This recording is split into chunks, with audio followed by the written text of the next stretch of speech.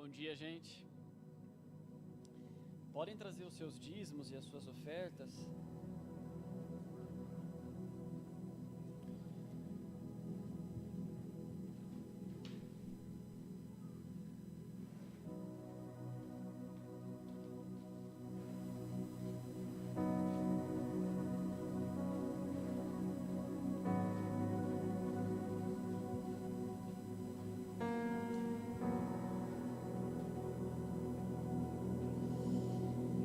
Queridos, deixam a sua Bíblia aberta em Gálatas, no capítulo 6.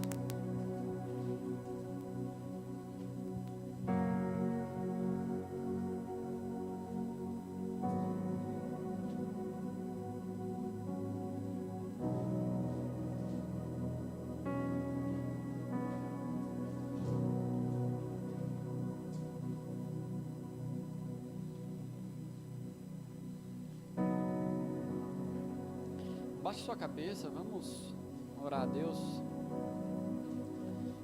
Pai, nós pedimos a sua graça sobre esse momento, Pai. A nossa vida é sua, Senhor. Tudo que temos a Ti pertence, Pai, tudo vem de Ti, Senhor. Nós Te damos toda a honra, toda a glória, Pai, nesse dia. E pedimos, Espírito Santo, que o Senhor venha ministrar ao nosso coração, Pai. Que o Senhor venha comunicar verdades com o nosso espírito, Deus. Que o Senhor venha quebrar cadeias no nosso entendimento, Pai. Trazendo verdades que dizem respeito ao Seu reino, Pai. Aquilo que de fato vai nos edificar, Senhor. Em nome de Jesus, Espírito Santo, que o Senhor cumpra a Sua vontade em cada um que está aqui, Pai. Assim nós oramos e Te agradecemos, Senhor, em nome de Jesus, Pai. Amém. Queridos, antes... abram a sua Bíblia em Gálatas, no capítulo 6, nós vamos ler a partir do verso 6. Perdão, a partir do verso 7.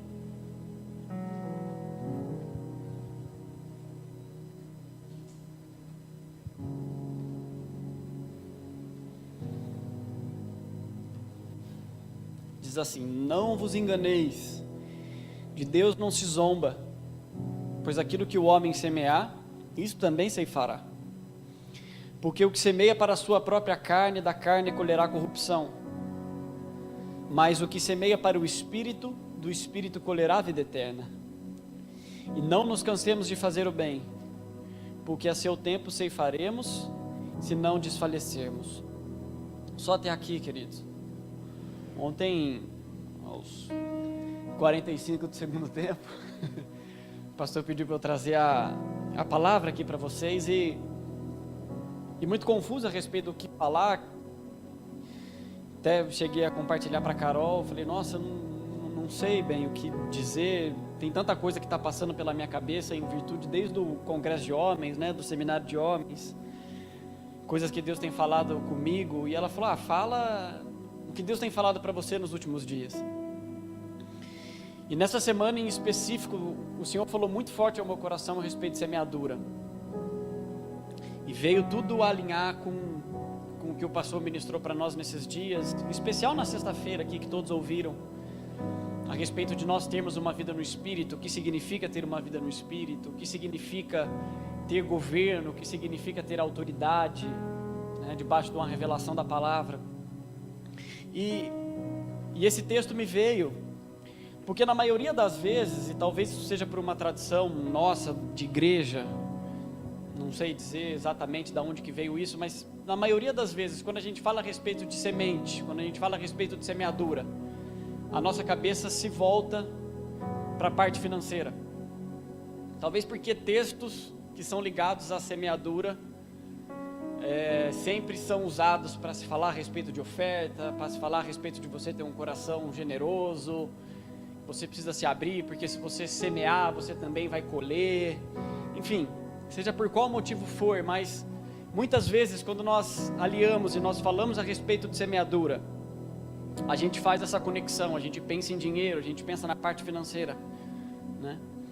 E o que na verdade acontece a respeito de semeadura, querida, que semeadura ela não é ligado ao aspecto financeiro apenas. Semeadura é um princípio espiritual contido na Bíblia, que você vai ver em toda ela, né? O que significa esse princípio? O princípio da semeadura e o princípio da ceifa. Quando nós olhamos, por exemplo, para a viúva pobre, isso é a forma como eu consigo enxergar ela. E trazendo isso para o aspecto financeiro. Mas quando você olha ela, e a Bíblia fala que várias pessoas estão ali no templo e estão depositando ofertas no gasofilácio. A Bíblia faz questão de frisar. Outras pessoas, ricos, homens que tinham posses, depositavam grandes quantias de dinheiro ali naquele lugar. E a Bíblia fala daquela viúva pobre, que ela vai e deposita tudo aquilo que tinha, e Jesus olhando junto com aquilo, né, com os seus discípulos, ele ensina para eles aquilo. Ele fala: olha, eu digo para vocês que aquela viúva pobre, ela deu mais do que todos. E o que Jesus estava querendo ensinar ali, quando eu olho para isso? Que não era aquilo que eles estavam depositando como oferta, porque Deus não quer o meu dinheiro e Deus não quer o seu dinheiro.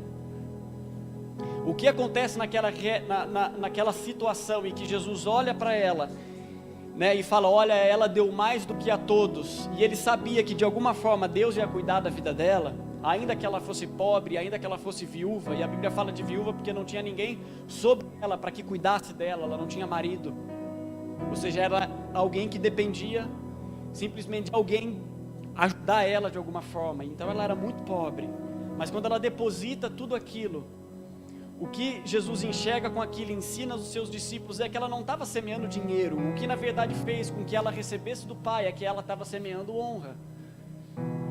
Porque Deus não olha simplesmente por quanto você vai entregar, mas Ele olha a motivação do seu coração, o que está por trás daquela sua entrega. Então o princípio da semeadura e da ceifa, ela funciona nas nossas vidas, não em cima daquilo que a gente pode ver. Porque diante das outras pessoas que estavam ali, quem estava semeando mais eram aqueles que lançavam grandes ofertas ali dentro. E ninguém talvez que tivesse um olhar e que entendia o princípio espiritual de tudo aquilo, os discípulos, por exemplo, eles olhavam e sobre a ótica deles, quem estava entregando mais naquele momento eram aquelas pessoas ricas e que depositavam grandes quantias. Mas aos olhos de Cristo, quem estava andando de verdade no princípio da semeadura e da ceifa era a viúva, porque não se tratava em cima daquilo que você está vendo, porque a semeadura e a ceifa é um princípio espiritual, e por ser um princípio espiritual, ela tem a ver com aquilo que nós fazemos dentro de nós, o porquê nós estamos dando, o porquê nós estamos entregando. Então ela não semeia dinheiro, ela semeia honra, e a Bíblia diz que Deus honra aqueles que o honram.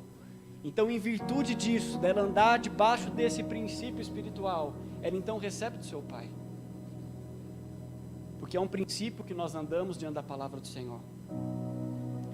E o que Deus começou a ministrar no meu coração e trouxe esse versículo, porque o que o apóstolo Paulo aqui fala, ele fala justamente sobre a semeadura e ceifa no âmbito do Espírito.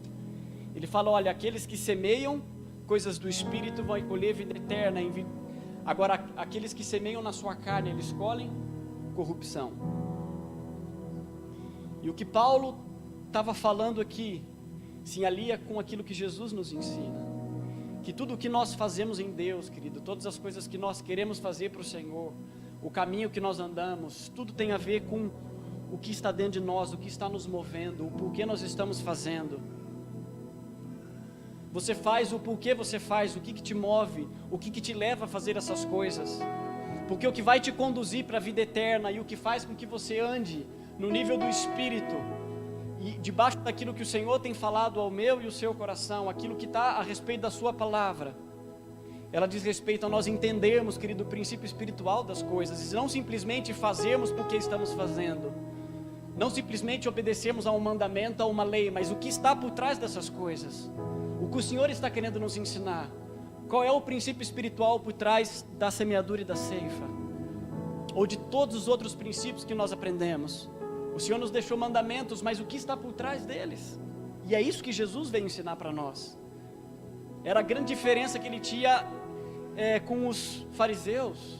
Aqueles homens, eles obedeciam a palavra, eles obedeciam a lei de Moisés, mas eles queriam matar o Jesus, porque Jesus não trazia simplesmente a lei de Moisés, mas Jesus andava debaixo do espírito da lei. Então ele vira para eles e fala: olha, vocês estão achando que é simplesmente ser pego em adultério, mas eu vos digo que se você olhar para a mulher do próximo, você já entrou em adultério com ela, porque quando o meu pai escreveu a respeito disso, o que ele estava querendo dizer era isso. E esse é o espírito que vocês precisam caminhar. Porque por trás de todo mandamento, querido, existe um princípio embutido, incutido nele. E é o que Jesus tenta explicar quando ele conversa com um homem chamado Nicodemos. Eu gosto muito desse texto. Se vocês puderem, para a gente ter um entendimento melhor, abram a sua Bíblia, está lá em João no capítulo 3, eu quero ler esses versos.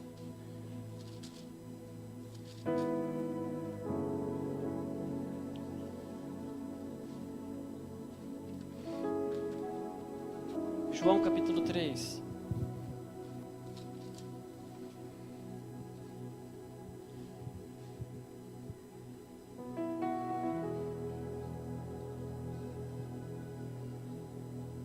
A partir do verso 1.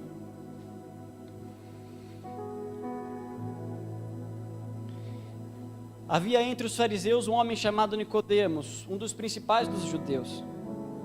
Este de noite foi ter com Jesus e lhe disse: Rabi, sabemos que és mestre vindo da parte de Deus, porque ninguém pode fazer esses sinais que tu fazes se Deus não estiver com ele. Ou seja, não era qualquer homem, era Nicodemos. A Bíblia o chama de um dos principais entre os judeus. Era um homem versado, que entendia a lei.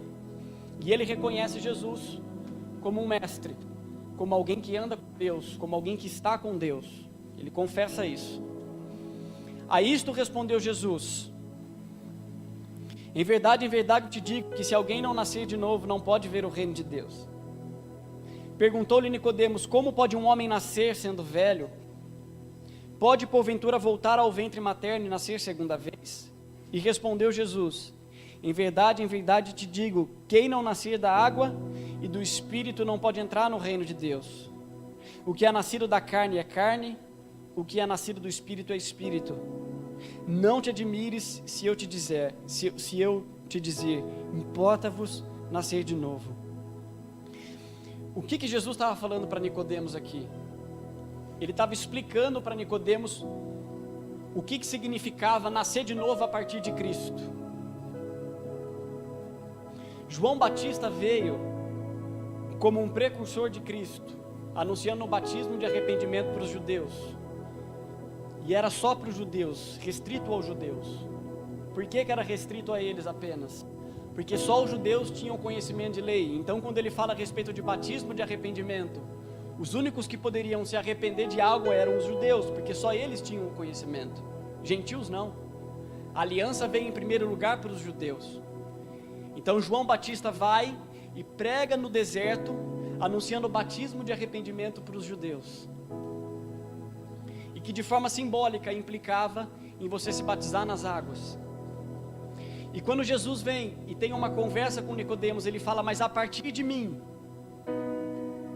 o batismo que eu ofereço para vocês importa para que vocês acessem as realidades espirituais do reino de Deus, que vocês nasçam da água e que vocês nasçam do Espírito. Antes, no Antigo Testamento, era necessário apenas um batismo de arrependimento que dizia respeito à palavra. Mas Jesus vem e fala: não é apenas agora o lavar na palavra, mas para que você consiga ver o reino de Deus, para que essas verdades elas sejam contidas em você, você precisa também nascer do Espírito. Tanto é verdade que até ali, João Batista batizava, colocava as pessoas na água e tirava, como a gente faz isso hoje. Mas quando Jesus vem, e a Bíblia fala que João Batista encontra Jesus e fala: olha, tu és o Cordeiro que tira o pecado do mundo. E aí a Bíblia fala que Jesus vai até João para ser batizado por ele. E a Bíblia fala que na hora que ele faz isso, que ele volta das águas, o Espírito Santo vem e pousa sobre seus ombros. Foi um batismo diferente de todos os outros batismos que aconteciam até então. Porque o que vem a partir de Cristo é um batismo nas águas, mas ele implica também que essas águas, querido, elas precisam estar sendo batizadas no Espírito.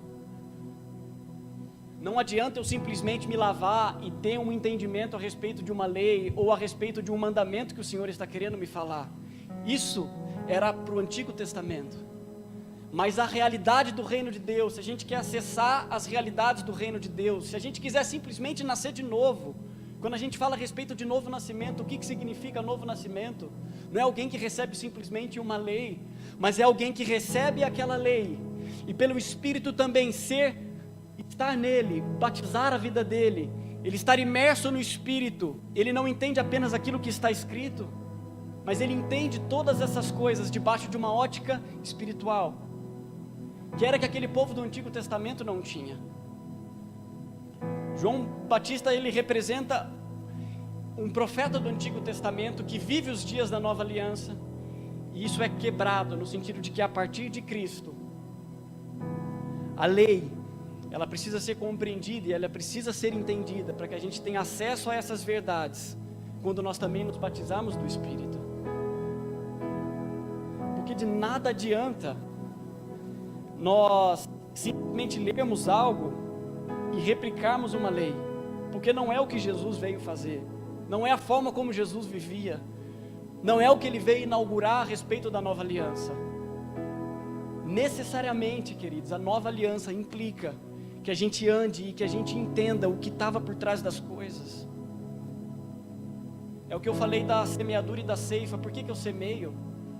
Por que aquela viúva pobre colheu? Porque ela não semeou dinheiro, ela semeou honra, e em função disso Deus a honrou.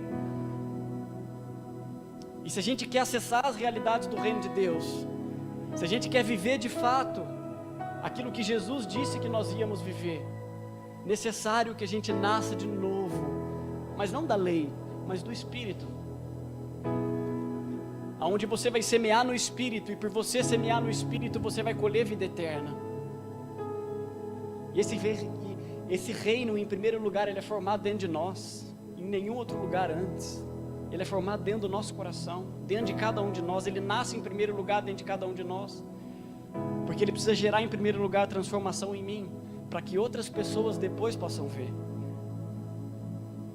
Tanto que isso é a visão que eu tenho. As pessoas falam a respeito de João, que ele foi incrédulo na prisão, enfim, não sei, mas você vai ler isso em Mateus no capítulo 11, a Bíblia fala que ele foi preso, ele foi para o cárcere, e que ele manda 2 dos seus discípulos perguntarem se de fato Jesus era o Cristo. E aquelas pessoas vão até Jesus e falam: olha, ele mandou perguntar se você é o Cristo ou se haveria de vir outro. E aí Jesus vira para ele e fala: olha, avisa João, aquilo que vocês estão ouvindo e aquilo que vocês estão vendo, que os cegos eles estão enxergando, que os coxos estão pulando, os coxos estão saltando de alegria, que o evangelho está sendo pregado ao reino dos pobres. Ou seja, ele fala de circunstâncias que de fato iam e que estavam manifestando o reino de Deus. Mas por que ele não repreende? Em nenhum momento você vê Jesus repreendendo João. Você é um incrédulo, por que você não está acreditando? Porque João não tinha um Espírito dentro dele. Por isso que eu vejo João como um profeta do Antigo Testamento. Ele vive os dias da nova aliança e ele representa um tipo de crente que anda na nova aliança, mas que só quer a lei, mas que não quer passar por um batismo do Espírito, onde nós vamos de fato entender aquilo que o Evangelho do Reino está nos conferindo. Jesus não repreende ele em nenhum momento. É nesse contexto, inclusive, que Jesus vira e fala: olha, dentre os nascidos de mulher não há ninguém como João Batista, mas o menor no reino dos céus é maior do que ele. Por que o menor no reino dos céus é maior do que João? Porque o que está dentro de você, querido, o que Deus depositou dentro de você, a capacidade que Ele te introduziu, a partir de Cristo, a partir da sua morte e da sua ressurreição, com o batismo do Espírito, é você viver uma realidade espiritual que antes eles não tinham acesso. Por isso que para Tomé a conversa é diferente. Ele vira para Tomé assim: mas bem-aventurado aqueles que não viram, mas creram. Porque quando nós andamos debaixo disso, o justo viverá pela sua fé. Então nós precisamos andar, querido, nós precisamos entender esses princípios. E o que o Senhor, Ele veio me falar, principalmente a respeito das palavras que foram ministradas a respeito de governo, que o entendimento que nós devemos ter é que nós somos um ser espiritual, que possuímos uma alma e habitamos num corpo. Ou seja, o que deve governar a nossa vida é aquilo que nasceu de novo em nós. Só que se esse novo nascimento não for uma realidade que nós devemos buscar, a gente nunca vai conseguir ter acesso a isso. Porque qual é a grande diferença, querido? Na aparência eu estou falando, de alguém que segue uma lei, mas de alguém que vive debaixo do espírito dessa lei.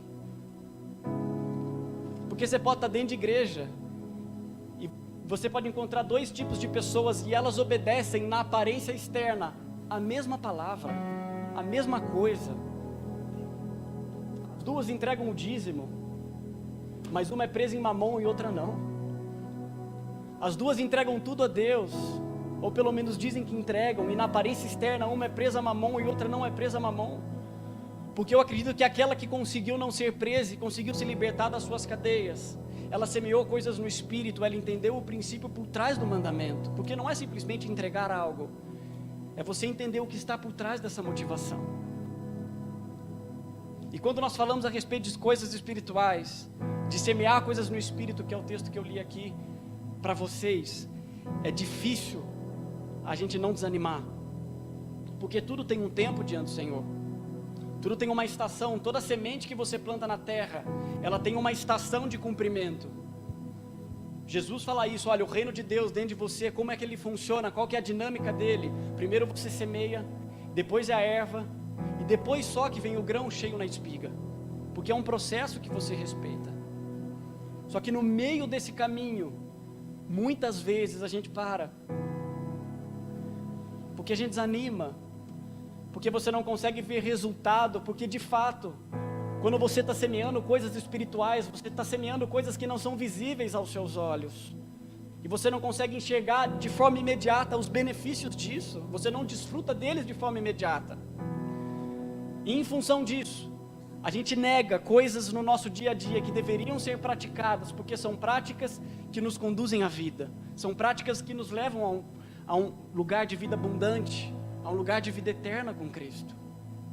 Então você deixa de orar todos os dias, você deixa de ler a Bíblia todos os dias, porque semear às vezes é chato, preparar a terra às vezes é chato, você quer colher logo, você quer pular para a parte da colheita. Só que se nós não andarmos debaixo desses princípios, de nada vai adiantar. Eu me lembro, querido, logo quando eu me converti, depois de uns meses, porque para mim, eu achava que todo mundo era religioso, que eu estava com Jesus e Deus era bom, então eu podia continuar fazendo as mesmas coisas que eu fazia antes, mas que agora eu dei uma adicionada na minha vida de Cristo. Mas eu era menino, moleque, e com o tempo que eu fui andando e nós nos juntamos, eu, o pastor Jean e mais algumas outras pessoas ali da igreja, a gente começou a buscar Deus. Eu lembro de como o pastor mesmo fala isso, de como qualquer situação, qualquer perspectiva, qualquer coisa que existia, era motivo para a gente orar. E às vezes eu falo para Deus, Deus, aquilo era a chama do primeiro amor. E o que Deus me falou, na verdade, no meu coração, Ele falou: não foi o primeiro amor que te conduziu àquilo simplesmente, mas o que aconteceu é que, por você estar apaixonado por aquilo que você estava conhecendo agora, você buscava mais a Deus, e por você buscar mais a Deus, de forma automática, mesmo você tem o conhecimento a respeito disso, mesmo sem entender a respeito dessas coisas, você vivia muito mais aquilo que eu coloquei em você através do Espírito. O seu Espírito era muito mais conectado com o meu, do que talvez seja nos dias de hoje. Porque talvez seja natural para nós, não deveria ser, mas às vezes é natural para nós, que depois de um tempo a gente caminha com Deus, a gente se estabelece em alguns lugares, e a gente se sente confortável com aquilo, mas parece que a gente esquece, não olha para trás e fala: eu só estou aqui, porque teve semeadura lá atrás, eu nem entendi o que estava fazendo, mas essa era a beleza da coisa. Porque quando você não entende o que você está fazendo, você só olha para a Bíblia e fala: Ele quer que eu ore. Aí você vai, você se fecha no seu quarto e você fica orando, e você não tem nada, você não entende nada, mas você quer estar com Jesus. E aquilo, sem você saber, comunica verdades no seu espírito, e você começa a crescer em Deus. E você começa a manifestar isso para o lado de fora, porque você está vivendo essas verdades, mesmo sem ter entendimento delas, mas você vive isso. Porque você está incendiado pela chama do primeiro amor, você faz essas coisas, porque você está andando no espírito daquilo que o Senhor está falando. E depois que você chega às vezes em alguns lugares, Davi viveu isso. A gente entende, né, quando ele fala que ele está no palácio, durante acho que 5 anos que ele ficou no deserto fugindo de Saul. O que Deus estava fazendo com Davi? Deus estava levando não só ele para ser formado, para forjar o coração dele, mas eu entendo que ali Davi estava semeando coisas espirituais, no sentido de que por várias situações você vê o coração de Davi, apenas Deus colocando para fora como ele era um homem segundo o coração de Deus. Por várias vezes ele tem a chance de matar Saul e ele não mata. Eu gosto de um episódio quando ele volta de uma guerra de Ziclag, eu acho, eu não me lembro, e a Bíblia fala que ele foi lutar algo que Deus tinha falado para ele, e ele volta, está tudo arrebentado, a mulher, as filhas deles foram presas pelos amalequitas, e ele fica desolado. A Bíblia fala que os homens passaram a chorar exaustos, tinham acabado de voltar da guerra, e a Bíblia fala que ele vai e consulta o Senhor, e ele fala, eu posso subir para ir atrás deles? E aí Deus fala, vai que eu vou entregar ele nas suas mãos, e Davi vai. E a Bíblia fala que 200 desses homens estavam exaustos, e eles pedem para que eles ficassem no ribeiro, cuidando das bagagens, e eles vão, e eles vencem a guerra, eles recuperam as suas mulheres, os seus filhos, e eles voltam com despojos de guerra. E a Bíblia fala que na hora que aqueles homens que lutaram, que foram para a linha de frente, que foram para a linha de batalha, encontraram aqueles 200 que ficaram cuidando das bagagens, eles chegam para Davi, a Bíblia fala isso, homens maus e vadios andavam com Davi, e esses homens maus chegam para Davi e falam, não é justo que esses 200 que estavam aqui, que não foram com a gente, eles recebam por igual, e Davi fala, não, porque era necessário que eles estivessem aqui. E Davi, ele manifesta um coração justo o tempo todo, e durante esses 5 anos, Deus forja o coração dele, Deus trabalha no coração dele, e ele está semeando coisas no Espírito, mas você vai olhar os salmos dele, e ele não está vendo o resultado, pelo contrário, esse homem está numa angústia terrível. Ele fala, Deus, até quando os meus inimigos vão me perseguir? Porque muitas vezes quando você semeia no Espírito, você não consegue enxergar os benefícios disso, mas importa que você se permaneça, querido, que você busque ao Senhor, que você entenda, que você veja que o seu novo nascimento implica em realidades espirituais que Ele quer conferir a você, para que nós consigamos viver debaixo do Espírito dessa lei, e não simplesmente a um mandamento. E quando Davi vai e ele se assenta, e ele consegue trazer paz para todo o reino, e ele está no seu palácio, no seu reino, e a Bíblia fala que ele não sai às guerras, e a gente sabe, ele cai com Betseba em função disso, porque de alguma forma, no coração dele, aquele lugar seguro, da onde ele estava colhendo coisas que ele tinha semeado antes, conferiu a ele uma paz que ele achou que ele não tinha que continuar mais fazendo aquilo. E às vezes a gente passa por situações semelhantes, então a gente alcança algumas coisas que a gente se assenta simplesmente, e a gente vive mais aquilo. É o que Jesus fala no Sermão da Montanha.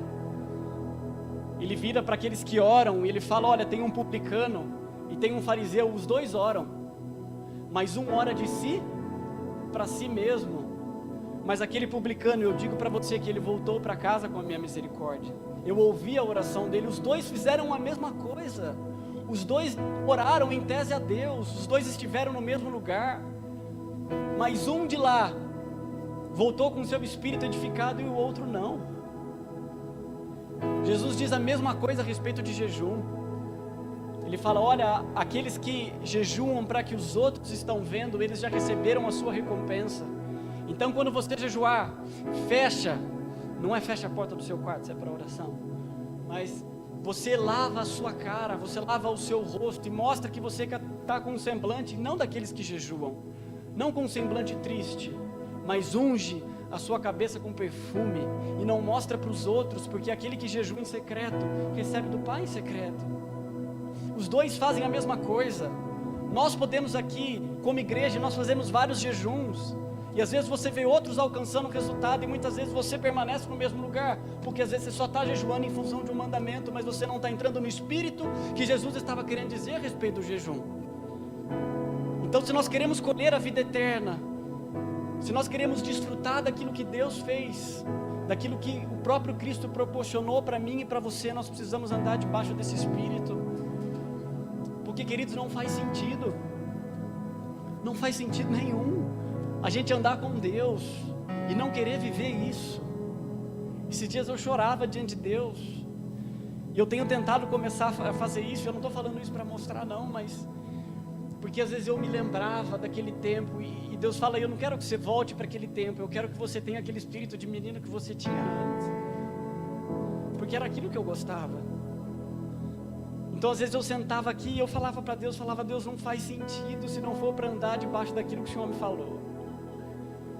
Não faz sentido para de fato ser transformado por essa realidade espiritual, para obedecer o mandamento, para renunciar a todas as coisas,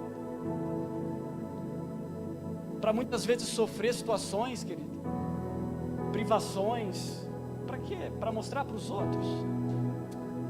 Então se lança e busca em mim esse discernimento, e busca em mim esse entendimento, busca viver de fato esse novo nascimento. Importa-vos nascer de novo, senão nós nunca vamos conseguir ver o reino de Deus, e não nos outros, querido, e não pelos outros, mas esse reino em você, manifestando através de você, você livre, de fato vivendo as verdades do Evangelho, tal como Jesus disse que nós deveríamos viver. Porque você já imaginou, querido, isso é o que Paulo tenta falar, em 1 Coríntios 13, ele fala: olha, você pode dar o seu corpo para ser queimado, você pode entregar todos os seus bens aos pobres, mas se você não tiver amor, de nada adiantaria, de nada adiantaria. O que ele está falando, Deus não está olhando para a sua aparência, Ele está olhando por que você está fazendo aquilo. Então você pode até entregar, mas se não for debaixo do Espírito, daquilo que o próprio Cristo falou, isso não vai te gerar vida eterna.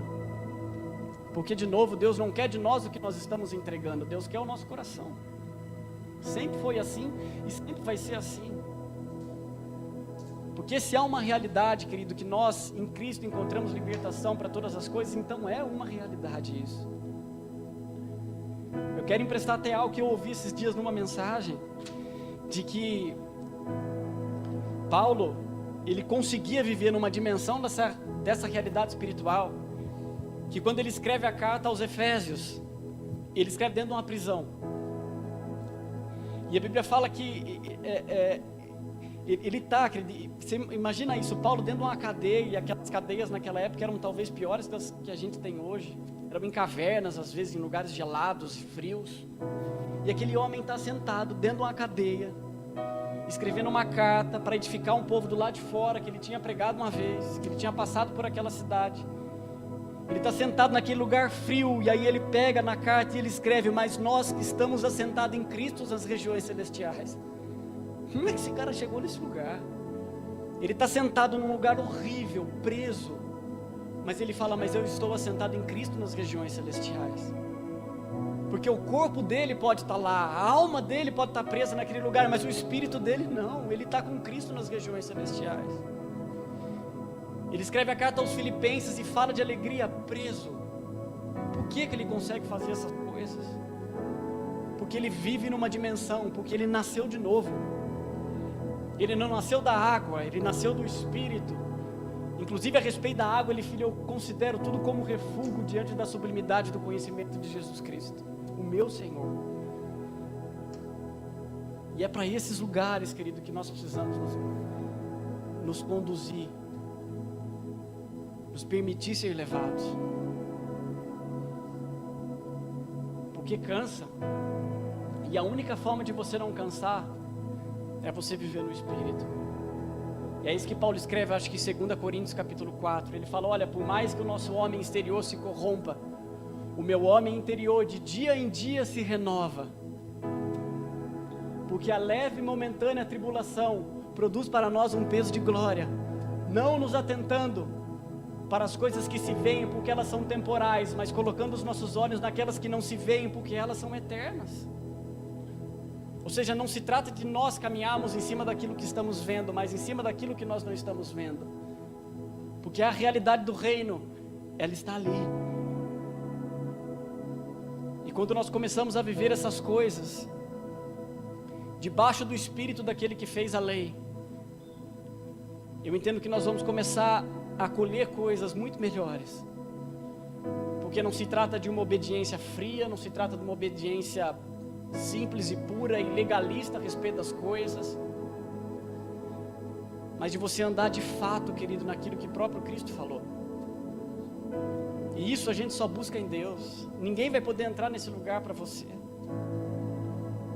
É você quem tem que buscar isso no Senhor. Esse novo nascimento é você quem tem que buscar. As pessoas podem pôr as mãos em você, você pode receber o Espírito, você pode cair na unção, mas deixa eu te falar, querido, o culto no domingo, ele pode ser maravilhoso, mas no dia seguinte, na segunda-feira, os teus problemas, eles vão bater na sua porta. A sua motivação, ela pode estar lá embaixo. A ansiedade, a insegurança, tudo aquilo que você pode sentir, ela vai estar batendo na sua porta. E a única forma de você conseguir viver acima dessas coisas é viver com Deus, no Espírito. A Bíblia fala isso em 1 Coríntios, no capítulo 6, eu não vou lembrar onde isso. Mas quando ele está falando a respeito do templo do Espírito, ele fala, aqueles que se unem ao Senhor, se unem no Espírito com Ele. Porque quando você se une no Espírito com Ele, você não sente ansiedade. Porque o Espírito não pode sentir ansiedade, o Espírito está pronto, a sua carne que é fraca. O Espírito não pode sentir insegurança, o Espírito não pode sentir necessidade de reconhecimento. Porque o seu Espírito está pronto, mas a sua carne é fraca. Então quando você nasce de novo, você se une com Cristo no Espírito. Então o seu espírito é reconectado com Ele. Então essas verdades, elas passam a ser, de fato, verdades na sua vida. E é uma caminhada. É uma caminhada. Mas de tudo o que eu falei hoje, querido, guarda algo para você. Isso é pessoal, do que cada um precisa voltar. Não desfaleça, não desanime. Porque se Ele falou, querido, é verdade. Se Ele disse que dá para fazer, se Ele disse que dá para nascer de novo, se Ele disse que você é aquilo que você é, então você é isso. Então viva essas coisas, busque essas coisas no Senhor. Ainda que o seu coração não esteja alinhado, ainda que você faça isso pela lei, não importa. Mas fala, Deus, ainda que eu esteja aqui não querendo estar, mas gera essas coisas no meu coração, Pai, porque não faz sentido, Senhor. Eu não quero mais continuar vivendo assim, simplesmente obedecendo porque o Senhor disse, mas me traz essa realidade, Pai, me ensina a viver no Espírito da sua lei, me ensina o que o Senhor está querendo dizer a respeito disso, para que eu viva isso, para que quando eu semear essas coisas, eu de fato colha da vida eterna. É igual o jovem rico, Deus não queria o dinheiro dele, Ele pergunta justamente isso para ele, fala para ele, olha, o que eu posso dar a você para colher a vida eterna? Ele fala, entrega tudo que tem aos pobres. Deus não estava olhando para o dinheiro dele, Deus estava querendo gerar nele, querido, essas coisas. Falar para ele que não é por uma obediência fria da lei, mas Deus quer você, acima de tudo e de todos. Amém, queridos? Se coloque de pé, vamos orar.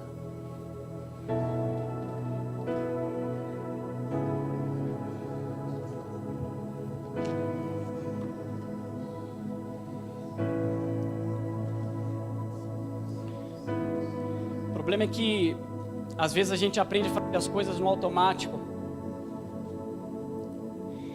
e a gente nem se dá conta que um dia a gente começou a fazer essas coisas porque o Espírito Santo falou para que fizéssemos. Quando João ele escreve em Apocalipse no capítulo 2 para a igreja de Éfeso, ele fala isso para eles. Ele fala, olha, estas coisas diz aquele que conserva na mão direita 7 estrelas e que anda no meio dos 7 candeeiros de ouro. Conheço as tuas obras, tanto o teu labor como a tua perseverança, e que não podes suportar homens maus, e que puseste à prova os que a si mesmos se declaram apóstolos e não o são, e os achastes mentirosos. E tens perseverança e suportaste provas por causa do meu nome, não te deixaste esmorecer. Tenho porém contra ti que abandonaste o teu primeiro amor. Ou seja, ele só fala de qualidades da igreja de Éfeso, coisas que aos olhos de qualquer outra pessoa era uma igreja boa, era uma igreja avivada, uma igreja boa de se estar, de se congregar. Eram homens piedosos, eram homens que provavam os espíritos, que diziam para falsos profetas e apóstolos que eles não eram profetas e apóstolos de fato.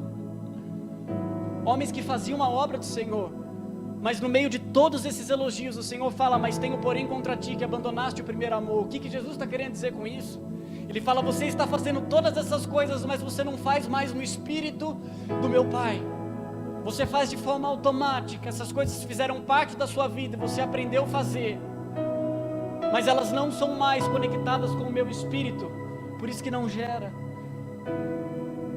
por isso que não acontece.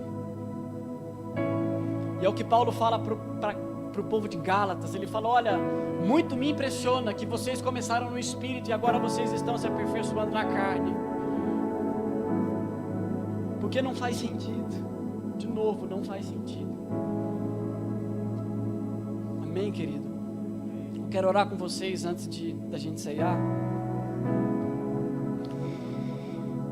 Pai, em nome de Jesus, Deus, que o Senhor nos dê graça, Pai, nesses dias, Pai. Que o Senhor nos conduza a um lugar, Pai, aonde nós vamos andar, Senhor, de fato, Pai, de acordo com aquilo que o Senhor falou, Pai, nos seus princípios espirituais, Senhor. Acessar realidades no Espírito, Deus, em nome de Jesus, Pai. Nós possamos te servir muito bem, Senhor, mas uma igreja de Marta, Pai, não faz sentido sem uma igreja de Maria, Senhor. O Senhor quer as duas coisas juntas, Pai. Aquela que se deita aos seus pés e aquela que serve como resultado desse amor, Pai. Em nome de Jesus, Espírito Santo, que o Senhor fale ao nosso coração, Senhor. Que Teu Espírito fale de forma específica a cada um, Senhor. Trazendo, Senhor, a memória de cada um, Senhor. Aquilo que já virou simples mandamento, Senhor, e é obedecido de forma fria, mas não tem vida, Pai. Não faz por amor, não faz por temor, não faz debaixo do Espírito de Cristo, Senhor. Que o Senhor nos ajude, que o Senhor abra os nossos olhos, que o Senhor nos mostre, Senhor. Em nome de Jesus, Pai. Em nome